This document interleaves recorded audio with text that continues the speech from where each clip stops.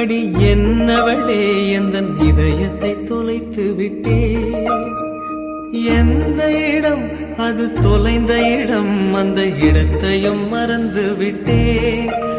உந்தன் கால் கொலுசில் அது தொலைந்ததென்று உந்தன் காலடி தேடி வந்தே.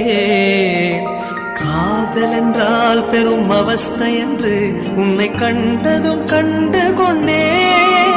எந்தன் கழுத்து வரை இன்று காதல் வந்து இரு கண் விழி பிதுங்கி நின்றே. என்னவளே அடி என்னவளே எந்தன் இதயத்தை தொலைத்து விட்டே.